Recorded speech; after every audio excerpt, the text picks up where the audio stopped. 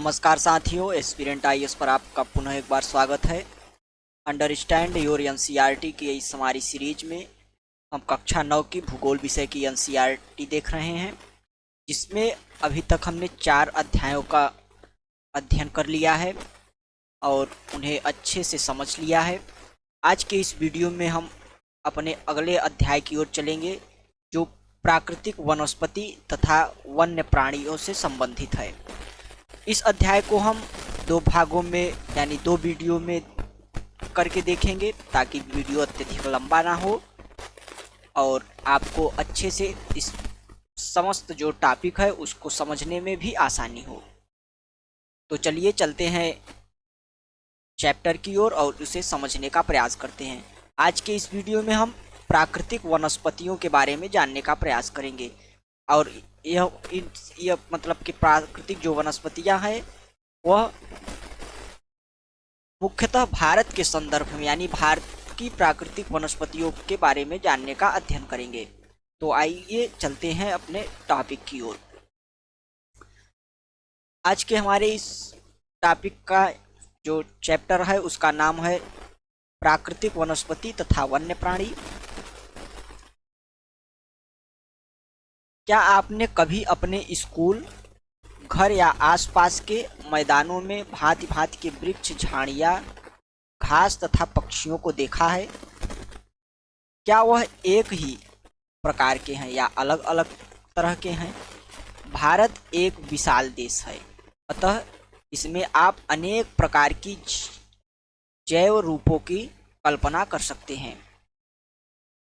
यानी कि हम अपने आसपास, घर के आसपास, स्कूलों में विभिन्न प्रकार के जो पौधे होते हैं उनको देखते हैं, जो अलग अलग प्रजातियों के अलग अलग पौधे होते हैं। इसके अलावा पौधों के अतिरिक्त हम अलग अलग पशुओं को भी, अलग अलग पक्षियों को भी, इत्यादि को भी अत्यधिक विविधता के साथ देखते हैं। भारत एक अत्यधिक विशाल देश है, जिसकी वजह से संपूर्ण भारत में अलग अलग प्रकार के पौधे, वनस्पतियां तथा अन्य प्राणी जीव जो होते हैं, वन्य जीव जो होते हैं, वह अत्यधिक विविधता में पाए जाते हैं। हमारे देश के मुख्य 12 जैव विविधता वाले देशों में से एक है जो हमारा भारत है। वह विश्व के मुख्य जो मोस्ट बायोडाइवर्सिटी वाले देश हैं उनमें से एक है। लगभग 47,000 विभिन्न जातियों के पौधे पाए जाने के कारण यह देश विश्व में 10वें स्थान पर और एशिया के देशों में 4थे स्थान पर है। यानी कि भारत में लगभग 47,000 के करीब विभिन्न प्रजातियों के, विभिन्न जातियों के पौधे पाए जाते हैं, जिसकी वजह से संपूर्ण जो विश्व है उसमें पौधों की जैव विविधता की दृष्टि से भारत का स्थान 10वां, जबकि एशिया में जैव विविधता, पौधों की जो जैव विविधता है उसकी दृष्टि से 4था स्थान है। भारत में लगभग 1500 फूलों के पौधे हैं, जो कि विश्व में फूलों के पौधे का 6% है। यह देश में बहुत से बिना फूलों के पौधे हैं, जैसे कि फर्न, शैवाल और कवक भी पाए जाते हैं। यानी कि भारत में कुल लगभग 600 फूलों के पौधे, यानी कि जो फूलों के पौधे हैं वह लगभग 1500 हैं, जो कि संपूर्ण जो विश्व में फूलों के पौधे पाए जाते हैं उसका 6% है। इसके अतिरिक्त कुछ ऐसे भी पौधे पाए जाते हैं जिनमें फूल नहीं होते हैं, जैसे कि फर्न, शैवाल, एल्गी तथा कवक। भारत में लगभग 89,000 जातियों के जानवर तथा विभिन्न प्रकार की मछलियाँ ताजे एवं समुद्री पानी में पाए जाते हैं। भारत में लगभग 89,000 जो स्पीसीज हैं उनकी जो एक बड़ी डाइवर्सिटी है वह पूरे भारत में देखने को मिलती है। यह समुद्रों के खारे पानी हो या झीलों, नदियों के ताजे जल में पाए जाते हैं। प्राकृतिक वनस्पति का अर्थ है कि वनस्पति का वह भाग जो कि मनुष्य की सहायता के बिना अपने आप पैदा होता है और लंबे समय तक उस पर मानवीय प्रभाव नहीं पड़ता। प्राकृतिक जो वनस्पतियां हैं, जो हमारे इस चैप्टर का शीर्षक भी है, यानी कि जिस चैप्टर को हम पढ़ रहे हैं इसमें मुख्यतः प्राकृतिक वनस्पतियों के बारे में बताया गया है। तो प्राकृतिक वनस्पतियों से हमारा तात्पर्य ऐसे वनस्पतियां हैं, वनस्पतियों का एक ऐसा समूह है जो कि मानवीय हस्तक्षेप से परे होकर उगता है,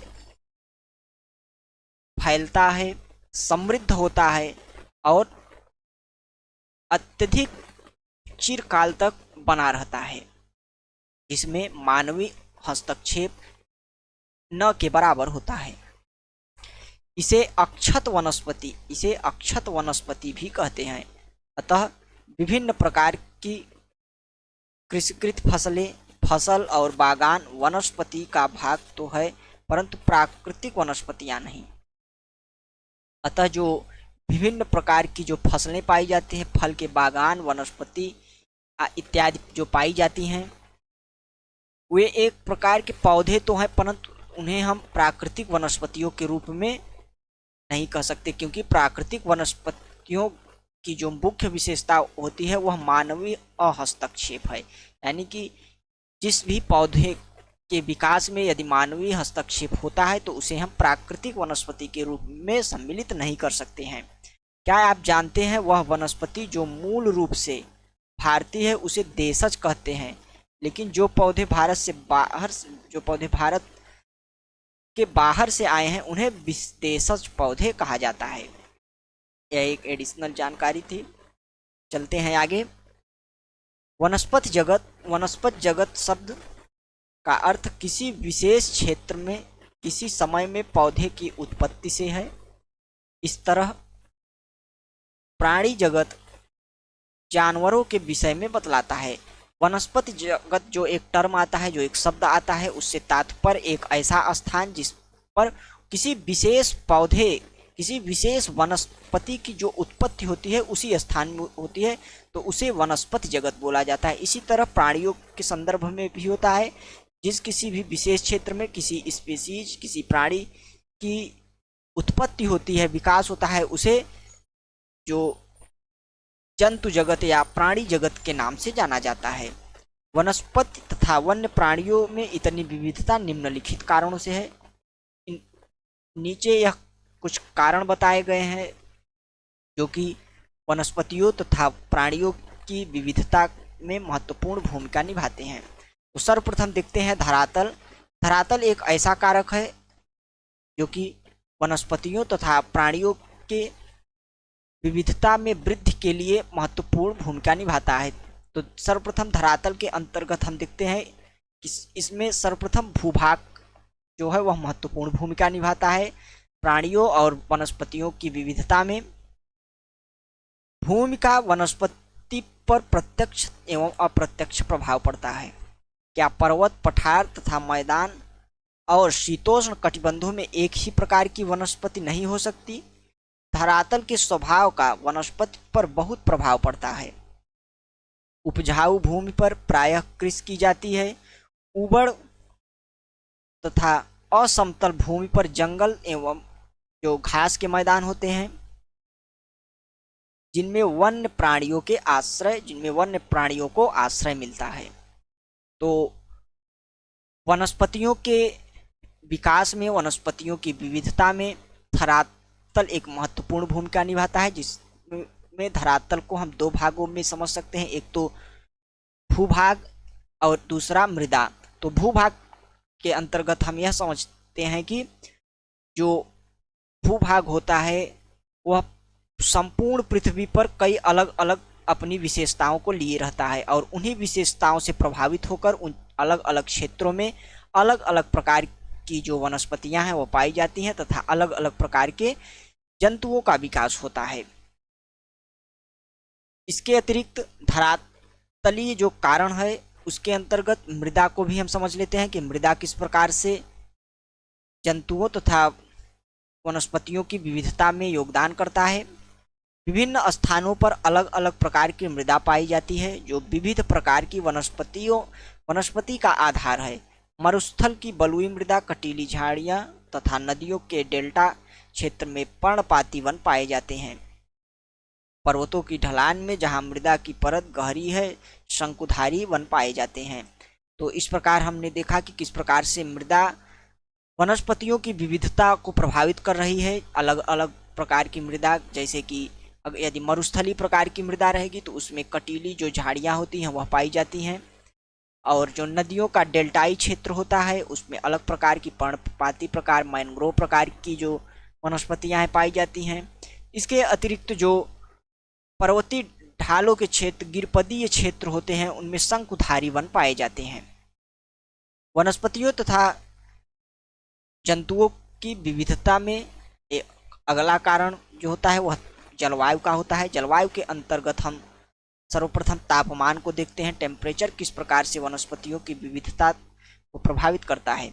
वनस्पति की विविधता तथा विशेषता तापमान और वायु की नमी पर भी निर्भर करती है। हिमालय पर्वत की ढलानों तथा प्रायद्वीप के पहाड़ियों पर 950 मीटर की ऊंचाई से ऊपर तापमान में गिरावट वनस्पति के पनपने और बढ़ने को प्रभावित करती है और उसे उष्ण कटिबंध से उपोष्ण, शीतोष्ण तथा अल्पाइन वनस्पतियों में परिवर्तित कर देती है। जो टेम्परेचर होता है वह किसी भी वनस्पति के विकास के लिए अत्यधिक महत्वपूर्ण होता है। उनकी जो वनस्पतियों की प्रकृति है, जो वनस्पतियों का प्रकार है, उनको निर्धारित करता है। जिस प्रकार ऊंचाई के बढ़ने से तापमान में निरंतर कमी आती है, जो कि वनस्पतियों के प्रकार को प्रभावित करता है। बढ़ती ऊंचाई के साथ वनस्पतियां जो है वह उष्ण कटिबंध से उपोष्ण में परिवर्तित हो जाती हैं। इसके पश्चात शीतोष्ण तथा कुछ अत्यधिक ठंडी बढ़ने पर बर्फीले प्रदेशों में यह अल्पाइन प्रकृति की वनस्पतियां हो जाती हैं।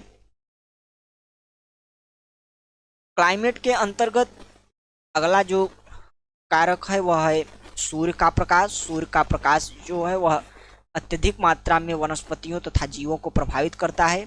तो सूर्य का प्रकाश किस प्रकार से प्रभावित करता है उसको हम देखने का प्रयास करते हैं। किसी भी स्थान पर सूर्य के प्रकाश का समय उस स्थान के अक्षांश, समुद्र तल से ऊंचाई एवं ऋतु पर निर्भर करता है। प्रकाश अधिक समय तक मिलने के कारण वृक्ष गर्मी की ऋतु में जल्दी बढ़ते हैं।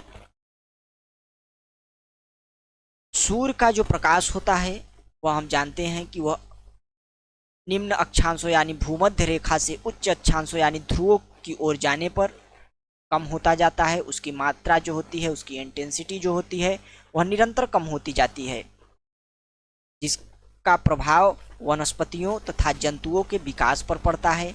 इसके अतिरिक्त सागल तल से ऊंचाई, जैसा कि हमने देखा कि ऊंचाई बढ़ने के साथ साथ तापमान में कमी आती है, और तापमान में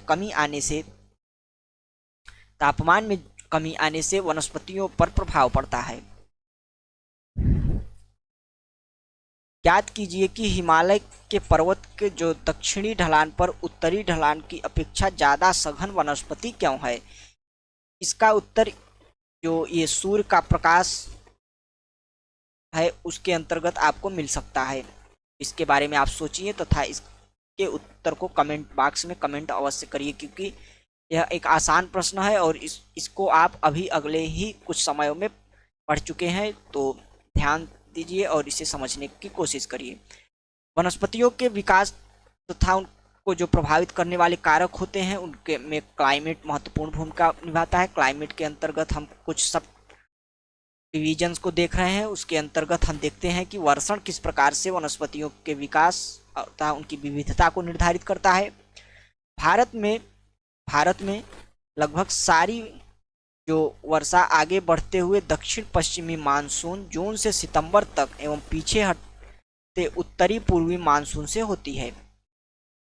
अधिक वर्षा वाले क्षेत्रों में कम वर्षा वाले क्षेत्रों की अपेक्षा सघन जो है वन पाए जाते हैं।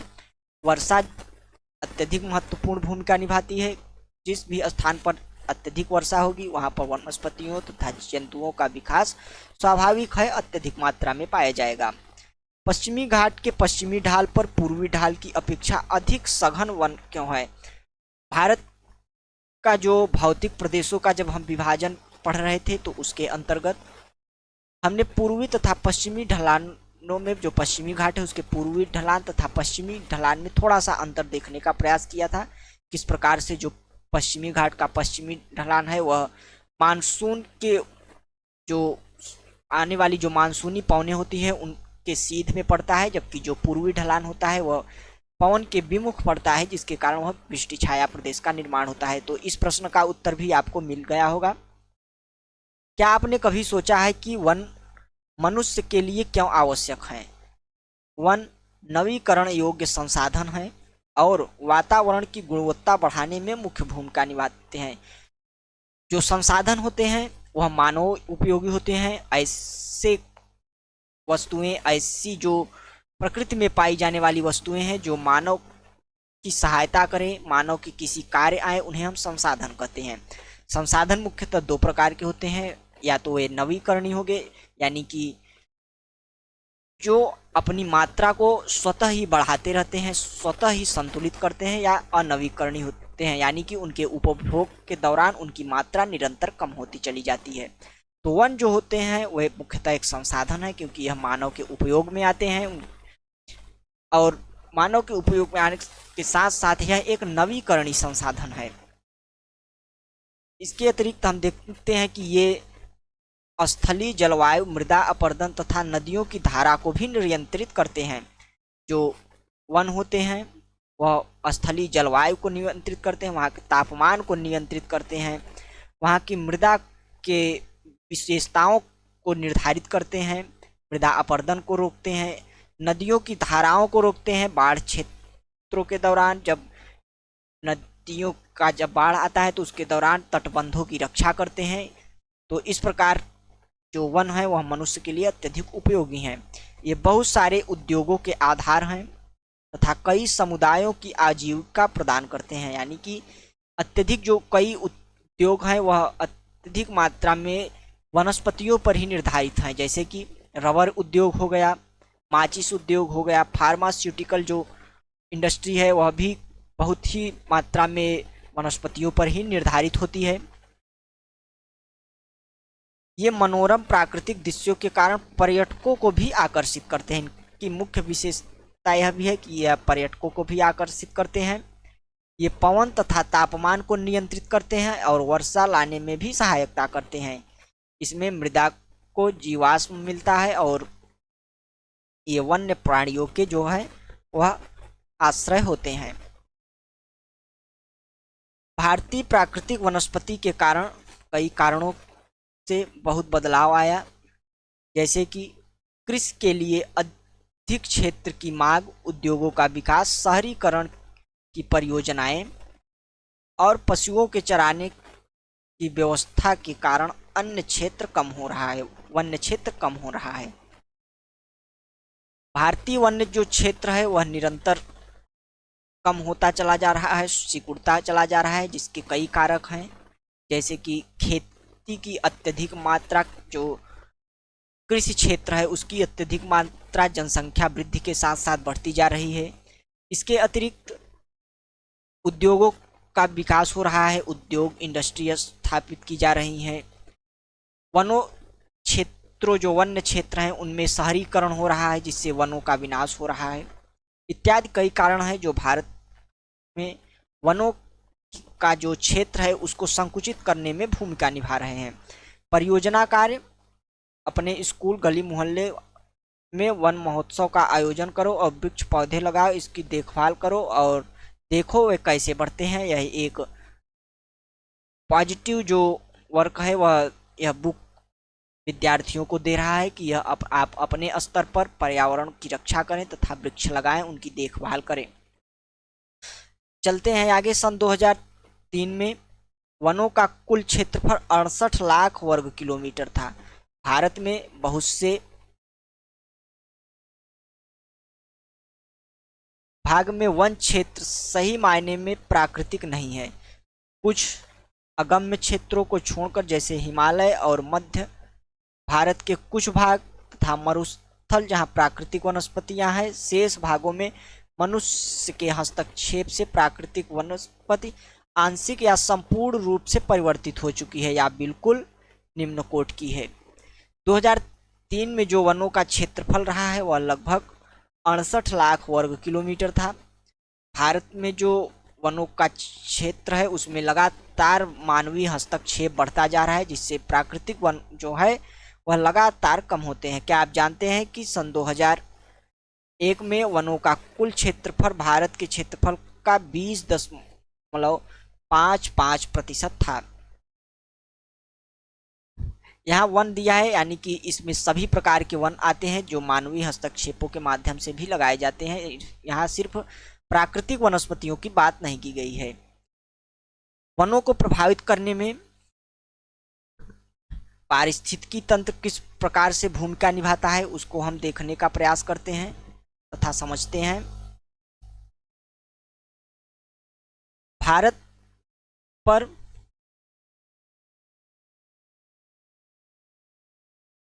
पृथ्वी पर पादपों तथा जीवों का वितरण मुख्यतः जलवायु द्वारा निर्धारित होता है। किसी क्षेत्र के पादपों की प्रकृति काफी हद तक उस क्षेत्र के प्राणी जीवन को प्रभावित करती है। जब वनस्पति बदल जाती है तो प्राणी जीवन भी बदल जाता है। किसी भी क्षेत्र के पादप तथा प्राणी आपस में तथा अपने भौतिक पर्यावरण से अंतर संबंधित होते हैं और एक पारिस्थितिकी तंत्र का निर्माण करते हैं।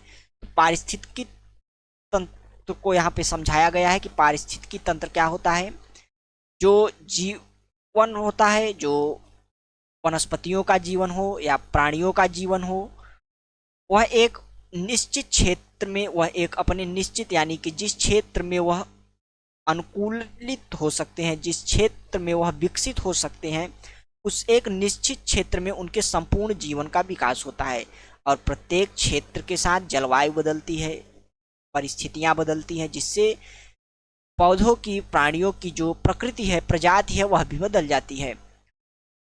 तो जो प्राणी जीवन जो है और वनस्पति जीवन जो है, वह आपस में मिलकर एक भौतिक पर्यावरण, यानी जिस क्षेत्र में वह निवास करते हैं उन सभी को मिलकर एक भौतिक पर्यावरण का निर्माण करते हैं। और यह भौतिक पर्यावरण के जो समस्त अंग है, जो प्राणी हैं, जो वनस्पतियां हैं, वह आपस में इंटरकनेक्टेड होती है, यानी कि एक दूसरे पर अत्यधिक मात्रा में निर्भर होती हैं। ये एक सिस्टम की तरह कार्य करती हैं, तंत्र की तरह कार्य करती हैं कि इसके सभी एलिमेंट जो होते हैं वह एक दूसरे पर इंटरडिपेंडेंट होते हैं।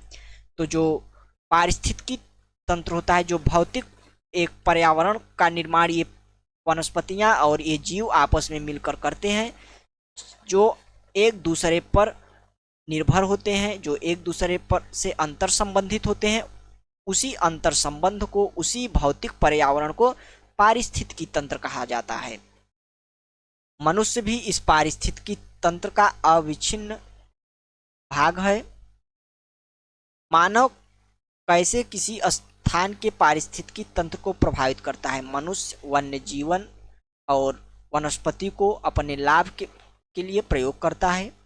मनुष्य अपने लालच के कारण इन संसाधनों का अधिकतम प्रयोग करता है। वह वृक्षों को काटकर, जानवरों को मारकर पारिस्थितिकी तंत्र में असंतुलन पैदा करता है।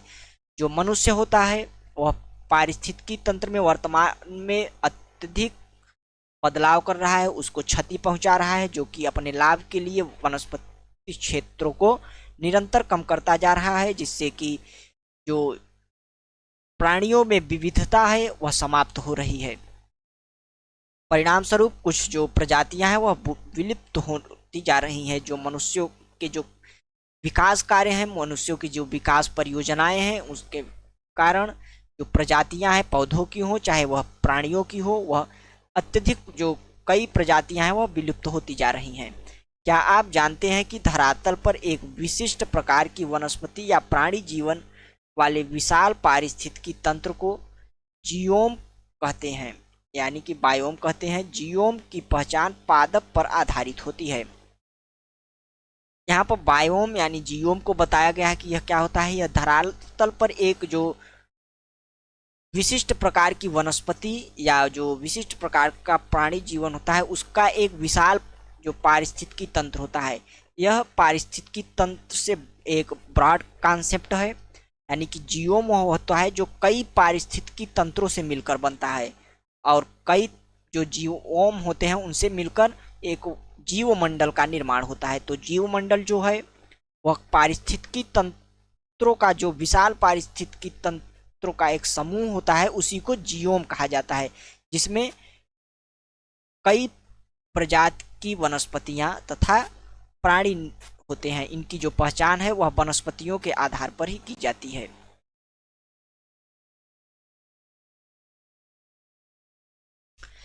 इसके अतिरिक्त अब हम चलते हैं, देखते हैं कि वनस्पति के प्रकार कौन कौन से होते हैं तथा उन्हें किन आधारों पर किस किस भागों में बांटा जाता है। तो आइए चलते हैं आगे। हमारे देश में निम्न प्रकार की वनस्पतियां पाई जाती हैं।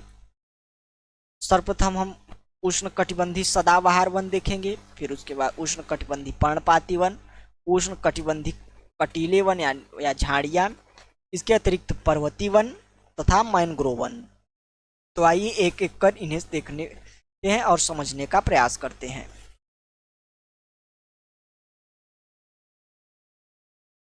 इस मैप के माध्यम से जो वनस्पतियों के प्रकार हैं, जो भारत में पाई जाने वाली मुख्य वनस्पतियां, मेजर जो वनस्पतियां हैं, उनको दर्शाया गया है।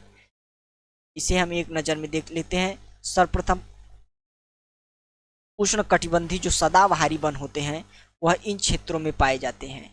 यानी कि यह देख रहे हैं कि अभी जब हम उष्णकटिबंधीय सदाबहारी वनों की विशेषता पढ़ेंगे तो हम यह समझ लेंगे कि यह जो वन है वह इन्हीं क्षेत्रों में ही क्यों पाए जाते हैं। ये पश्चिमी घाट के कुछ इस क्षेत्रों में तथा तमिलनाडु के कुछ इस क्षेत्रों में पाए जाते हैं। इसके अतिरिक्त पूर्वी भारत में इनका जो विस्तार है, उष्णकटिबंधीय जो सदाबहारी वन है वो है। इसके अतिरिक्त उष्णकटिबंधीय जो पर्णपाती वन है, उनका विस्तार एक अत्यधिक बड़े भूभाग पर है, जो लगभग संपूर्ण प्रायद्वीपीय भारत तथा कुछ उत्तर भारतीय क्षेत्र में भी पाए जाते हैं। इसके अतिरिक्त पर्वतीय भाग, जो पर्वतीय एरिया है, उन क्षेत्रों में पाए जाते हैं, हिमालयी रीजन। और वन जो मैनग्रोव होते हैं वह समुद्रों के किनारे डेल्टाई भागों में पाए जाते हैं। और जो उष्णकटिबंधीय कटीले वन है, ये रेगिस्तानी क्षेत्रों में पाए जाते हैं। अब चलिए इन वनों को एक एक कर इनकी विशेषताओं को समझने का प्रयास करते हैं। सर्वप्रथम हम देखते हैं उष्णकटिबंधीय वर्षावन, यानी कि उष्णकटिबंधीय सदाबहार वन। ये वन पश्चिमी घाटों के अधिक वर्षा वाले क्षेत्रों, लक्षद्वीप, अंडमान निकोबार द्वीप समूह, असम के ऊपरी भागों तथा तमिलनाडु के तट तक सीमित है। ये उन क्षेत्रों में भली भांति विकसित होते हैं जहां 200 सेंटीमीटर से अधिक वर्षा के साथ साथ एक थोड़े समय के लिए शुष्क ऋतु पाई जाती है। ये जो उष्णकटिबंधीय सदाबहारी वन है या वर्षा वन है, यह 200 सेंटीमीटर से अधिक वर्षा वाले क्षेत्रों में पाए जाते हैं, क्योंकि ये वन जो होते हैं यह हमेशा हरे भरे रहने वाले वन हैं। इनकी जो लंबाई है, जो वन होते हैं, यह 60 मीटर या इससे अधिक ऊंचाई तक होते हैं, क्योंकि ये अत्यधिक घने होते हैं और सूर्य के प्रकाश को पाने की होड़ में इनकी जो लंबाई है वह निरंतर बढ़ती चली जाती है और यह लगभग 60 से 70 मीटर तक ऊंचे हो सकते हैं। चूँकि ये क्षेत्र वर्ष भर गर्म तथा आर्द्र रहते हैं, अतः यह हर प्रकार की वनस्पति, वृक्ष, झाड़ियाँ व लताएं उगती हैं और वन में इनकी विभिन्न ऊंचाइयों के कारण कई स्तर देखने को मिलते हैं। वृक्षों में पतझड़ होने का कोई निश्चित समय नहीं है, अतः ये वन जो होते हैं वह साल भर हरे भरे वन रहते हैं, क्योंकि यह अत्यधिक वर्षा वाले क्षेत्रों में पाए जाते हैं, जिनका जो पतझड़ होता है वह निश्चित नहीं होता है। पत्ते लगातार गिराते रहते हैं और इनमें नए पत्ते आते रहते हैं, जिससे यह वर्ष भर जो होते हैं वह हरे भरे रहते हैं। इसी कारण इन्हें सदाबहारी वन कहा जाता है। इन वनों में पाए जाने वाले व्यापारिक महत्व के कुछ वृक्ष आबनूस, महोगनी, रोजवुड, रबड़ और सिनकोना है। इन क्षेत्रों में, यानी कि जो उष्णकटिबंधीय वर्षा वन, उष्णकटिबंधीय जो सदाबहारी वन है, उनमें कुछ महत्वपूर्ण जो वृक्ष हैं जो कि व्यापारिक महत्व के भी हैं, उनमें रबड़ है, आबनूस है, महोगनी है, रोजवुड है तथा सिनकोना है। इन वनों इन वनों में सामान्य रूप से पाए जाने वाले जो जानवर हैं वह हाथी, बंदर, लंगूर और हिरण है। एक सींग वाले गैंडे असम तथा पश्चिम बंगाल के दलदली क्षेत्रों में मिलते हैं। इसके अतिरिक्त इन जंगलों में कई प्रकार के पक्षी, चमगादड़ तथा कई रेंगने वाले भी जीव पाए जाते हैं। उष्णकटिबंधीय सदाबहार की विशेषताओं को एक सूक्ष्म तरीके से हमने देखा और उसे एक बेसिक लेवल पर समझने का प्रयास किया। इसके बाद भारतीय क्षेत्र में पाए जाने वाले जो अगला वनस्पति प्रकार है, अगला जो वन का प्रकार है, उसमें हम देखते हैं उष्णकटिबंधीय पर्णपाती वन। यह भारत में सबसे बड़े क्षेत्र में फैले हुए वन हैं। इन्हें मानसूनी वन भी कहते हैं। ये उन क्षेत्रों में विस्तृत है जहां 70 से 200 सेंटीमीटर तक वर्षा होती है। इस प्रकार के वनों में वृक्ष शुष्क ग्रीष्म ऋतु में 6 से 8 सप्ताह के लिए अपनी पत्तियां जो है वह गिरा देते हैं। इनके आधार पर इन्हें उष्णकटिबंधीय पर्णपाती वन कहा जाता है। ये मुख्य रूप से संपूर्ण जो भारतीय क्षेत्र है, एक विशाल क्षेत्र है, वह विशाल दायरे में इनका एरिया जो है वह अत्यधिक विशाल क्षेत्रों में पाए जाते हैं। इन्हें मानसूनी वन भी कहा जाता है।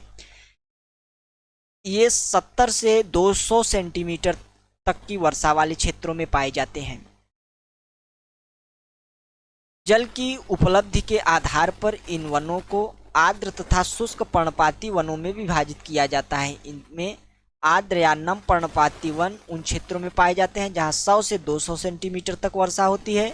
अतः ऐसे वन देश के पूर्वी भागों, उत्तरी पूर्वी राज्यों, हिमालय के गिरपद्दी जो प्रदेश है, झारखंड, पश्चिमी उड़ीसा, छत्तीसगढ़, पश्चिमी घाटों के पूर्वी ढलानों पर पाए जाते हैं।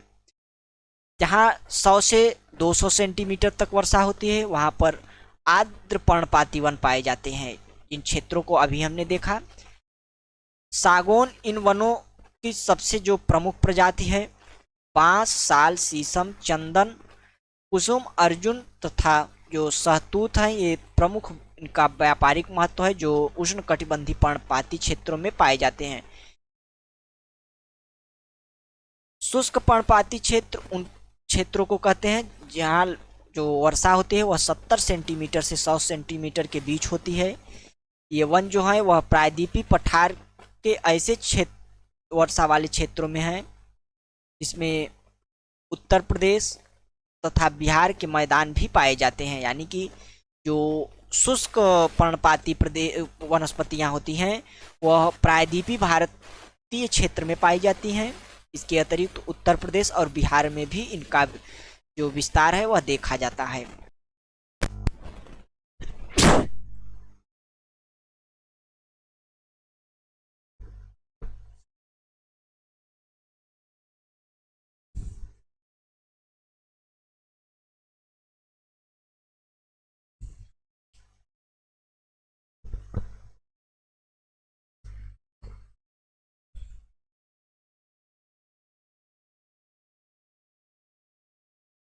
तो इस प्रकार वनस्पतियों के प्रकार में हमने जो कटीली जो वनस्पतियां होती हैं, जो मरुस्थलीय वनस्पतियां हैं, उनको देखा तथा वो किस प्रदेशों में पाई जाती हैं उनको देखा। वनस्पतियों के प्रकार में हमारा जो अगला प्रकार है वह है पर्वतीय वन। तो पर्वतीय वन को आइए समझते हैं तथा उनकी विशेषताओं को जानने का प्रयास करते हैं। पर्वतीय क्षेत्रों में तापमान की कमी तथा ऊंचाई के साथ साथ प्राकृतिक वनस्पति में भी अंतर दिखाई देता है। वनस्पति में जिस प्रकार का अंतर हम उष्णकटिबंधीय प्रदेशों में टुंड्रा की ओर देखते हैं, उसी प्रकार का अंतर पर्वतीय भागों में ऊंचाई के साथ साथ देखने को मिलता है। 1000 मीटर से 2000 मीटर तक की ऊंचाई वाले क्षेत्रों में आर्द्र शीतोष्ण कटिबंधीय वन पाए जाते हैं। इसमें चौड़ी पत्ती वाले ओक तथा चेस्टनट जैसे वृक्षों की प्रधानता होती है। जो 1500 से 3000 मीटर की ऊंचाई के बीच जो वृक्ष होते हैं वह शंकुधारी प्रकृति के वृक्ष होते हैं, जिनमें चीड़ यानी पाइन, देवदार, सिल्वर फल, स्प्रूस, सीडर आदि पाए जाते हैं। जो पर्वतीय क्षेत्र होता है वह वनस्पतियों की दृष्टि से अत्यधिक विविधता भरा होता है, क्योंकि इसमें वनस्पतियों की जो प्रकृति है, जो उनकी विशेषता है, वह ऊर्ध्वाधर बदलती जाती है, यानी कि लंबवत बदलती जाती है। ऊंचाई के साथ वनस्पतियों की प्रकृति में बदलाव निरंतर जारी रहता है। 1000 से 2000 मीटर तक की ऊंचाई के आसपास हम देखते हैं तो इस क्षेत्रों में आर्द्र शीतोष्ण कटिबंध प्रकार के वन पाए जाते हैं, जिसमें चौड़ी पत्ती वाले वन होते हैं। जबकि ऊंचाई बढ़ने पर ये वन जो होते हैं वह शंकुधारी वनों में परिवर्तित हो जाते हैं। दक्षिणी दक्षिणी और उत्तर पूर्व जो भारत के अधिक ऊंचाई वाले भागों में पाए जाते हैं।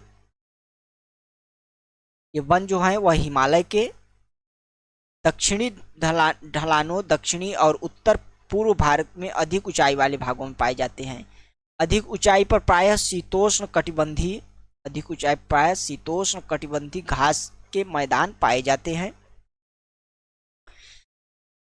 प्रायः 3600 मीटर से अधिक ऊंचाई पर शीतोष्ण कटिबंधी वनों तथा घास के मैदानों का स्थान अल्पाइन वनस्पति ले लेती है, यानी कि जो 3600 मीटर से अधिक ऊंचाई पर जब हम जाते हैं तो जो घास के मैदान हैं उनके स्थान पर वो अल्पाइन प्रकार की वनस्पतियां आ जाती हैं। सिल्वर फर, जूनिपर, पाइन और बर्च है, इन वनस्पतियों के मुख्य वृक्ष हैं।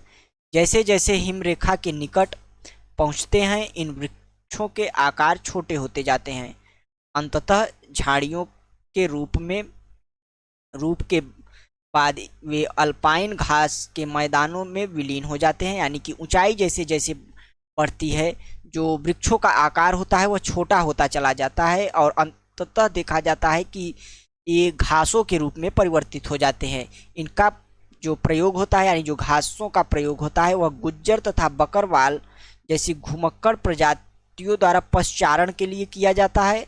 अधिक ऊंचाई वाले भागों में जो मांस, मिल्चन, घासटुंडा वनस्पति का एक भाग है। इन वनों में प्रायः कश्मीरी महामृग जो इन वनस्पतियों वाले भाग हैं, यानी कि पर्वतीय जो भाग होते हैं उनमें महामृग, चितरा हिरण, जंगली भेड़, खरगोश, तिब्बती बारहसिंघा, याक, हिम तेंदुआ, गिलहरी, रीछ और आई बैक्स, कहीं कहीं लाल पांडा, घने वालों वाली भेड़ तथा बकरियां इन क्षेत्रों में पाई जाती हैं। तो इस प्रकार हमने पर्वतीय वनों की जो विशेषता है उसको देखा कि किस प्रकार से इनमें लंबवत इनकी जो विविधता है, इनके का जो प्रकार है, प्रकृति है, उसमें अंतर होता चला जाता है। अपने वनस्पतियों के विभाजन में इस क्रम में हम अगला जो वनस्पति प्रकार है उसमें मैंग्रोव को देखते हैं।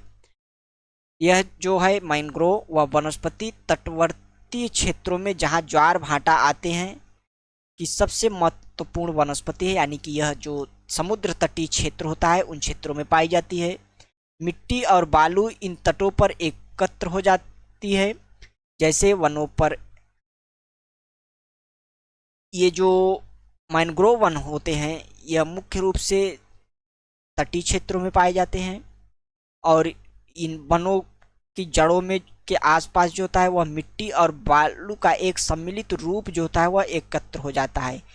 घने मैंग्रोव एक प्रकार की वनस्पति है जिसमें पौधों की जो जड़ें होती हैं वह पानी में डूबी रहती हैं। गंगा, ब्रह्मपुत्र, महानदी, गोदावरी, कृष्णा, कावेरी इत्यादि नदियों के जो डेल्टा वाले भाग है इस मैंग्रोव प्रकार की वनस्पति इन क्षेत्रों में मिलती है। गंगा ब्रह्मपुत्र डेल्टा में सुंदरी वृक्ष पाए जाते हैं जिससे मजबूत लकड़ी प्राप्त होती है। नारियल, ताड़, क्योड़ा एवं जो एंगर के वृक्ष भी इन भागों में पाए जाते हैं। इन क्षेत्रों में रॉयल बंगाल टाइगर प्रसिद्ध जानवर है। इसके अतिरिक्त कछुए, मगरमच्छ, घड़ियाल एवं कई प्रकार के सांप भी पाए जाते हैं। तो इस प्रकार हमने वनस्पतियों को अत्यधिक विस्तृत तरीके से देखा, वनस्पतियों को प्रभावित करने वाले कारकों को देखा, उनके वितरण के प्रभावित करने वाले कारकों को देखा, और वनस्पतियों को जो प्रकार होते हैं उनको देखा। इत्यादि को समझने के बाद कुछ यहाँ पर औषधीय पादप दिए गए हैं जिनको हम समझ लेते हैं। प्राचीन भारत के समय में प्राचीन भारत के समय में अपने मसालों तथा जड़ी बूटियों के लिए विख्यात रहा है, जो औषधीय पादप होते हैं। और आयुर्वेद में लगभग 2000 पादपों का वर्णन है और कम से कम 500 तो निरंतर प्रयोग में आते रहे हैं। विश्व संरक्षण जो संघ है ने लाल सूची जो है, रेड जो लिस्ट जारी करता है, के अंतर्गत लगभग 352 पादपों की गणना की है, जिसमें 52 पादप अति संकटग्रस्त, 49 पादपों को विनष्ट जो होने का खतरा है। इसके अतिरिक्त भारत में प्रायः औषधि के लिए प्रयोग होने वाले कुछ निम्नलिखित पादप हैं, जैसे सर्पगंधा, जामुन, अर्जुन, बम्बूल, नीम, तुलसी पादप, कचनार इत्यादि जो पौधे हैं, ये भारतीय जो आयुर्वेद है उनमें अत्यधिक प्रचलित है और इनका प्रयोग अलग अलग रोगों में किया जाता रहा है। अपने क्षेत्र के औषधीय पादपों की पहचान करो। ये जो पादप हैं उनकी पहचान करो, क्या ये पादप आपके क्षेत्रों में पाए जाते हैं। ये जो पादप यहाँ पर दिए गए हैं, क्या वह आपके क्षेत्रों में पाए जाते हैं। कौन से पौधे जो औषधि के लिए प्रयोग होते हैं, उस स्थान के लोगों में उन वनस्पतियों के लिए जो उनका उस स्थान के जो लोग होते हैं उनका कौन कौन सी जो बीमारी होती है, उन वनस्पतियों का प्रयोग किस किस बीमारी में प्रयोग करते हैं। इसके अतिरिक्त जो प्राकृतिक पारिस्थितिकी तंत्र मनुष्य के जीवन के लिए अनिवार्य है, क्या यह संभव है कि प्राकृतिक पर्यावरण का जो निरंतर होता जा रहा है विनाश, उसको कैसे रोकें। आओ विचार करें, यदि वनस्पति और जानवर धरती से अदृश्य हो जाएं, क्या मनुष्य उन अवस्थाओं में जीवित रह पाएगा। जैव विविधता क्यों अनिवार्य है और इसका संरक्षण क्यों आवश्यक है। तो यह एक गंभीर मुद्दा है जो कि लगातार वर्तमान में विभिन्न अंतर्राष्ट्रीय संगठनों के माध्यम से उठाया जाता रहा है।